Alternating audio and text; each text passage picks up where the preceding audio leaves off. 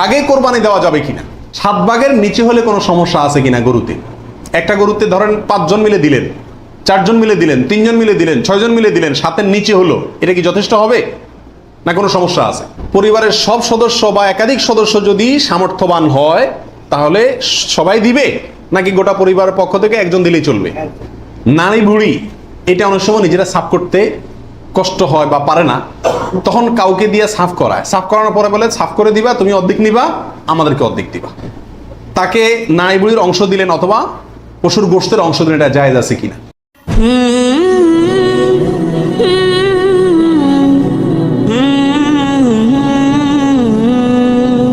ভাগে কোরবানি দেওয়া যাবে কিনা, এটা একটা গুরুত্বপূর্ণ প্রশ্ন আজকালকার যুগে।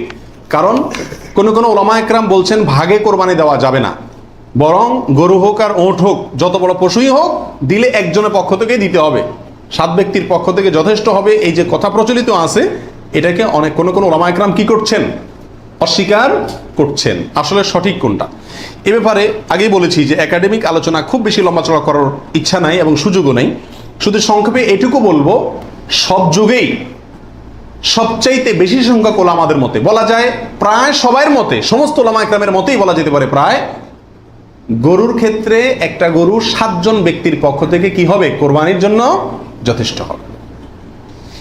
এক্ষেত্রে বিচ্ছিন্নভাবে যে 2-1 জন আলেম বলছেন যে গরু হোক আর ওঁট হোক একজন থেকে হবে, 7 জন থেকে হবে না, তাদের যুক্তিগুলা খুবই ঠুনকো এবং খুবই দুর্বল। নবী আলাইহিস সালাম যে সফরে একাধিক ব্যক্তিকে কোরবানিতে অংশগ্রহণের সুযোগ দিয়েছিলেন, তারা বলেন যে এটা সফরের জন্য নির্দিষ্ট, অথচ নবী আলাইহিস সালাম সেটা নির্দিষ্ট করেন নাই, এটা ওনারা নির্দিষ্ট করছেন। নবী আলাইহিস সালামের কোনো নির্দেশ সফরে হোক, হাজারে হোক, সফরের বাইরে হোক, যে কোনো নির্দেশ সাধারণত ব্যাপকভাবেই সবার জন্য সব সময়ের জন্য প্রযোজ্য হয়, যদি কোরআন এবং সুন্নাহর কোনো বর্ণনা দ্বারা নবী আলাইহিস সালাম নিজে ওইটাকে নির্দিষ্ট না করে দেন। তিনি সফরে যদি কোনো নির্দেশ করেন, ওই সফরের বাইরের জন্য সেটা কার্যকর হবে কি হবে না? যদি কেউ সফরের জন্য নির্দিষ্ট করতে চায় তাহলে তার জন্য পৃথক দলিলের প্রয়োজন। বিধায় এটাই হলো বেশিরভাগ ওলামা একরামের মত। বিচ্ছিন্নভাবে কোনো আলেমের মত থাকতে পারে, কিন্তু সে 1-2 জন আলেমের কথা না শুনে সংখ্যাগরিষ্ঠ ওলামা একরামের মতের উপর আমল করবেন। গরুর ক্ষেত্রে 7 জনের পক্ষ থেকে যথেষ্ট হবে।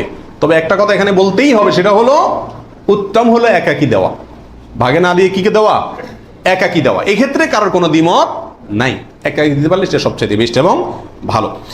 7 ভাগের নিচে হলে কোনো সমস্যা আছে কিনা গরুতে।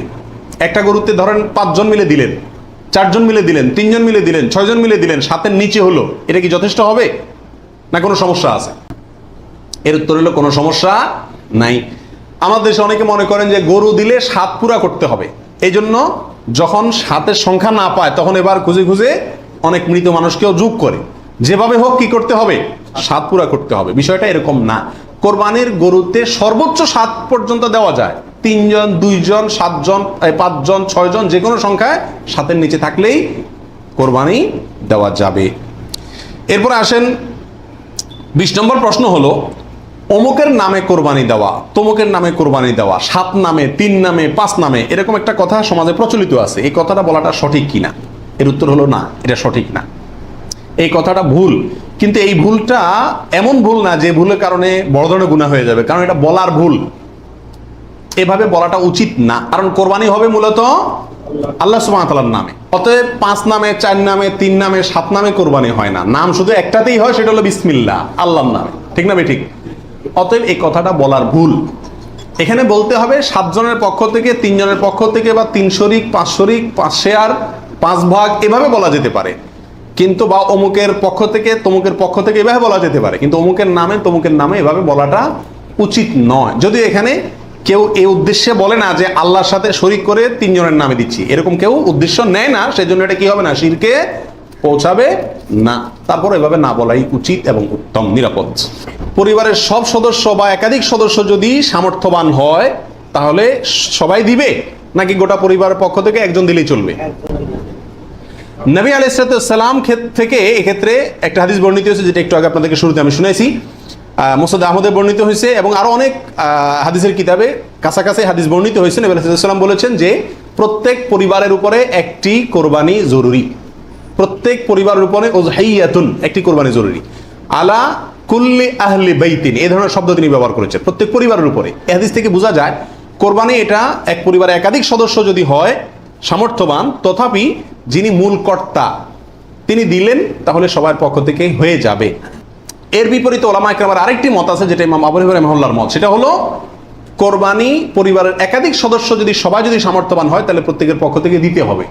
ওনার যুক্তি, উনি বলেন নবী সাল্লাল্লাহু আলাইহি ওয়াসাল্লামের ওই হাদিস, যে হাদিসে তিনি বলেছেন যার সামর্থ্য আছে আর কোরবানি দেয় না সেই জন্য ঈদগাহে না আসে। এখানে যার সামর্থ্য আছে প্রত্যেক ব্যক্তিকেই শামিল করে এই নির্দেশনা। বিষয়টা গবেষণামূলক, উভয় পক্ষেরই দলিল এবং যুক্তি আছে। তো এক্ষেত্রে সতর্কতামূলক মত যদি অবলম্বন করি আমরা, তাহলে প্রত্যেকেরই যার যার সামর্থ্য আছে তার পক্ষ থেকে করা যেতে পারে, এবং করলে সমস্যা হবে এটা কারোর মতেই নাই। নারী বুড়ি এটা অনেক সময় নিজেরা সাফ করতে কষ্ট হয় বা পারে না, তখন কাউকে দিয়ে সাফ করায়, সাফ করানোর পরে বলে সাফ করে দিবা, তুমি অর্ধেক নিবা, আমাদেরকে অর্ধেক দিবা। এরকম হয় কি হয় না? তাকে নারী বুড়ির অংশ দিলেন অথবা পশুর গোশতের অংশ দিলেন, এটা জায়েজ আছে কিনা? প্রাসঙ্গিকভাবে আরেকটি কথা প্রশ্ন চলে আসে, সেটা হলো যে কসাই যখন পশুকে বানায়, তো বানানোর পরে তাকে টাকার সাথে কিছু গোশত দেওয়া হয়, এবং অনেক সময় দেখা যায় যে বানানোর যে বাজার রেট, তার যে মজুরি, এটা তাইতে অনেক কমে রাজি হয়ে যায় কসাইরা। কেন? কারণ তারা জানে গোশত 5 কেজি দিলেই তো 2-2.5 টাকা এসে গেল, অতএব এক্ষেত্রে যদি আমাকে টাকা একটু কমও দেয় অসুবিধা নাই। এই ভুলটা ঘরে ঘরে হয়ে থাকে। কোরবানির পশু যারা বানায় সে কসাইদেরকে গোশত দেয় না, এমন মানুষ সারা বাংলাদেশে খুঁজে কয়জন পাওয়া যাবে আমার সন্দেহ আছে। কোরবানির মধ্যে সবচেয়ে বড় দাগের ভুলগুলোর ভিতরে এটা অন্যতম। এইভাবে যদি কেউ করে তাহলে এটা বড় ধরনের ভুল। কোরবানি হওয়া না হওয়া নিয়ে টান দিবে। নবী আলাইহিস সালাম পরিষ্কার ভাষায় বলেছেন যে তোমরা কসাইকে, জাজ্জারকে কোরবানির পশুর কোনো কিছু দিবা না, তাকে আলাদা টাকা দিবা, তার মজুরি যেটা সেটা দিবা। কেন তাকে পশুর কিছু দেওয়া যাবে না? এই জন্য দেওয়া যাবে না যে এই পশুটা আপনি জবাই করছেন কার জন্য?